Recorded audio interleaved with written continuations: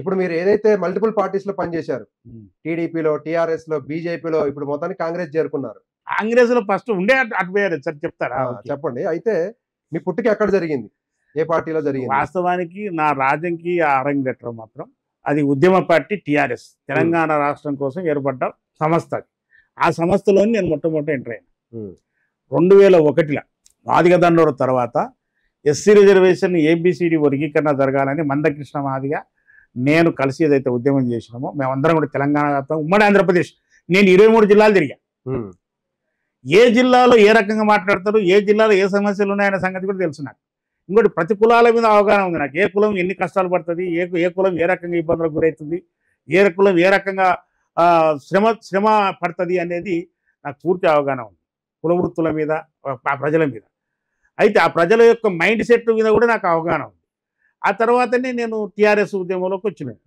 A B C D Chandrababu Naidu చేసిన తర్వాత నేను మళ్ళీ తెలంగాణ ఉద్యమంలోకి 2001లో వచ్చింది. నేను అంటే స్టార్టింగ్ నుంచి ఉన్నారు?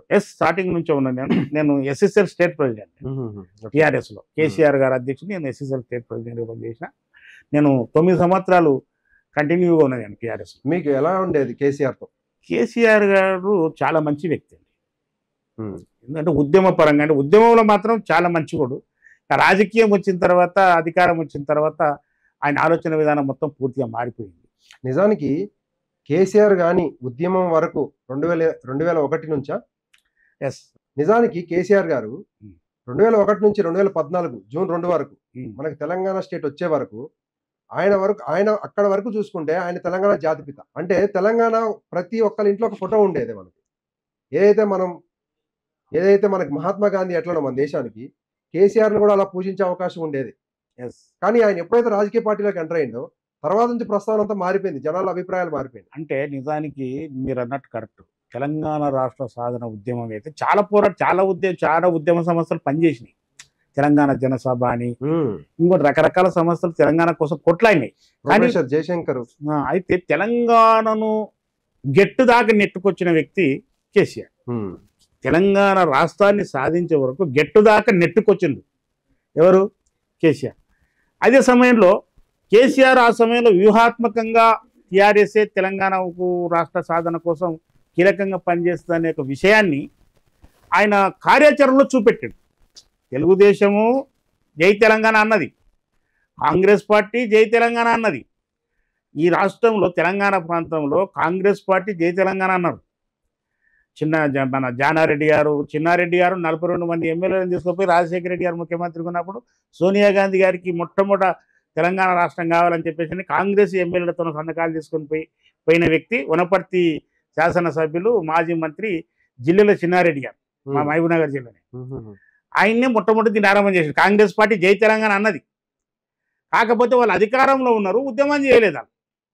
కానీ టీడీపీలో ఉన్న చంద్రశేఖరరావు గారు టీఆర్ఎస్ని ఏర్పాటు చేసి అది రాజకీయ ప్రక్రియలో పార్లమెంటరీ విధానంలో తెలంగాణ రాష్ట్రం సాధించుకోవాలనే ఒక మూల సిద్ధాంతంతో ఆయన ప్రారంభం చేసిండు. దానికి ప్రధానమైన కారణం శిబు సోరెన్ గారు.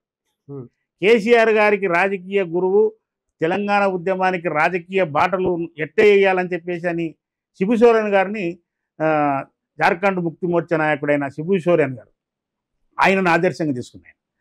దాని జార్ఖండ్ మూవ్మెంటే తెలంగాణలో స్టార్ట్ చేశారు. కనుకనే తెలంగాణ ఉద్యమం చేయడం, సర్పంచులుగా నిలబెట్టడం, ఎంపీటీసీలుగా నిలబెట్టడం, జెడ్పీటీసీలుగా నిలబెట్టడం, ఎమ్మెల్యేలుగా నిలబెట్టడం, ఎమ్మెల్యే పదవులకు రాజీనామాలు చేయడం, మళ్ళీ గెలవడం, రాజీనామాలు చేయడం, మళ్ళీ గెలవడం, అంటే రాజకీయ అస్థిమితి అవసరం, కంపల్సరీ అనేది రాజకీయ పార్టీలకు, కేంద్ర ప్రభుత్వానికి తెలిసేటట్టుగా చేసిండు కేసీఆర్ గారు. చేసిండు, ఓడిపోయిండు, గెలిచిండు, ఓడిపోయిండు, గెలిచిండు. చాలా స్థానం 25 స్థానాలు ఉన్న కాడ 10 వచ్చినాయి. చాలా జరిగినాయి. ఆ సంఘటనలు అప్పుడు వెళ్తూ ఉన్నాను నేను ఆయన బట్టి. అయితే ఆయన రాజకీయ ప్రక్రియల ద్వారానే తెలంగాణ రాష్ట్రం సాధించుకుంటాం, రాజకీయ ప్రక్రియ ద్వారానే జార్ఖండ్ వచ్చింది. చాలా మంది ఉద్యమం చేశారు. శ్రీకాంత్ చారి లాంటి వాళ్ళు 100 మంది చచ్చిపోయారు. అయితే దానికి అది ఒక వ్యూహం. ఈ చావులు, ఆత్మహత్యలు అనేది ఒక పెద్ద వ్యూహం. అంటే ఇప్పుడు ఒక ఉద్యమంలో ఎక్కడైనా గమనించండి, మీరు ఏదన్నా ఒకటి సాధించాలనుకుంటే ఎదుటోని కథం చేస్తారు. ఎదుటోని కొట్టడమో, ఎదుటోని చంపడం. కానీ తెలంగాణ ఉద్యమంలో రివర్స్ గేమ్, ఆత్మహత్య చేసుకున్నారు కానీ ఓన్లీ విద్యార్థులు చేసుకున్నారు, రాజకీయ నాయకులు చేసుకోలేదు. రాజకీయ నాయకులు ఎవరు చేసుకోలేదు, ఒక కులం చేసుకోలేదు, అన్ని కులాలు చేసినాయి. అన్ని కులాలు చేసి ఆత్మాభిమానం, తెలంగాణ రాష్ట్రం కోసం అన్ని కులాల వాళ్ళు త్యాగాలు చేశారు, అన్ని కులాల యొక్క భాగస్వామ్యం ఉంది, కానీ ఒకే ఒక కులం యొక్క భాగస్వామ్యం లేదు. వాళ్ళే ఇన్ని రోజులు రాజకీయం చేశారు. ఆ కులం వల్ల అగ్గిపేట దొరకలేదంట, అగ్గిపేట దొరకలేదు. ఎందుకంటే శ్రీకాంతాచారికి అగ్గిపేట దొరుకుతుంది కానీ ఈయనకు దొరకదు. అక్కడే ఉన్నారు కదా సార్, ఇవ్వచ్చు కదా అగ్గిపెట్టే. ఇప్పుడు నేనేమంటున్నాను, ఇప్పుడు అదే నేనేమంటున్నా, ఒక ఆత్మహత్యలను పురిగొల్పడం, ఉసిగొల్పడం, ఎంకరేజ్ చేయడం. ఇంకోటి చనిపోయిన వ్యక్తికి బీభత్సమైన ర్యాలీలు, బీభత్సంగా వచ్చేసే వరకల్లా అరే ఇట్లా ఉంటుందా అని చెప్పేసి అని. తెలంగాణ ఉద్యమం ఏంటంటే సార్ గూస్ బంప్స్ వస్తాయి. ఒక ఏపీ వ్యక్తి స్టూడెంట్, నేను ప్రిపేర్ అయ్యే టైంలో నా ఫ్రెండ్ ఉన్నాడు, అతను తెలంగాణ మూమెంట్ కి కూర్చున్నాడు. తెలంగాణ మూమెంట్ జరుగుతుంటే క్లాస్ కూర్చున్నాడు నా పక్కన. ఇంత జరిగిందా, ఇంత చరిత్ర ఉందా తెలంగాణకి, అన్యాయం జరిగిందా తెలంగాణ. రైలు వస్తుంటే రైలుకి ఎదురుగా ఊరుకుడే మేము ఎక్కడైనా చూసిర్రా అంటే వాళ్ళ ఇంటికి వచ్చేది లేదు, రూపాయి వచ్చేది లేదు, ఉద్యోగం వచ్చేది లేదు. 1200 మంది చచ్చిపోయారని చెప్పిండు, 500 మందికి గుర్తించి వాళ్ళకి డబ్బులు ఇచ్చారు, అంతే కదా, ఆదుకున్నారు. అంటే ఇటువంటి మోసాలు జరిగినాయి. ఇంకోటి ప్రేరేపణించారు, బాగా ఆత్మహత్యలు చేసుకునేటట్టుగా ప్రేరేపణ చేసిండ్రు.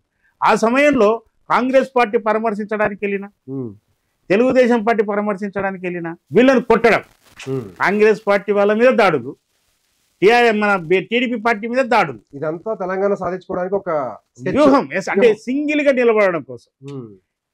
ఈ తెలంగాణ రాష్ట్ర సాధనలో కాంగ్రెస్ పాత్ర లేదు, టీడీపీ పాత్ర లేదు, ఓన్లీ వన్ టీఆర్ఎస్ఏ ఒరిజినల్ అనే ఒక వాతావరణాన్ని బిల్డప్ చేయడం కోసం ఈ యొక్క టీఆర్ఎస్ లో ఉన్న హరీష్ రావే కానీ, కేసీఆర్ గారే కానీ. మీకు తెలుసా ఇదంతా, మీరు పక్కనే ఉన్నారు కదా అప్పుడు, నాకు తెలుసు. ఇది ప్రేరేపణ చేశారు బాగా. మీరు డిస్కస్ చేసే వల్ల ఇలా చేయాలి, ఇలా శ్రీకాంత్ చనిపోయింది అంటే తర్వాత నెక్స్ట్ ఇలా ప్రాసెస్ చేయాలి, ఇలా ఉద్యమం ఇలా నెక్స్ట్ వాళ్ళు ఉసుగొలపాలి అనేది అక్కడ మీరు డిస్కస్ చేసి, అంటే మీరంటే పెద్దలు ఎవరైతే ఉన్నారో. అయితే నేను చాలా కీలకంగా ఉంటుంది టీఆర్ఎస్ లో.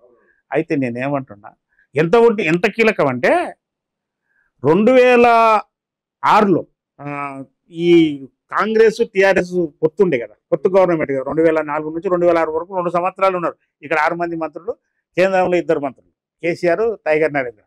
ఇక్కడనే 6 మంది మంత్రులు ఉన్నారు కదా. ఆ సమయంలో కాంగ్రెస్ పార్టీ నుంచి వీళ్ళు బయటకు వచ్చారు. బయటకు వచ్చిన తర్వాత కాంగ్రెస్ పార్టీ మాకు తెలంగాణ ఇవ్వడానికి ఆలోచన చేస్తుంది, మమ్మల్ని మోసం చేస్తుంది అని చెప్పేసి వీళ్ళు బయటకు వచ్చేసారు కాంగ్రెస్ నుంచి.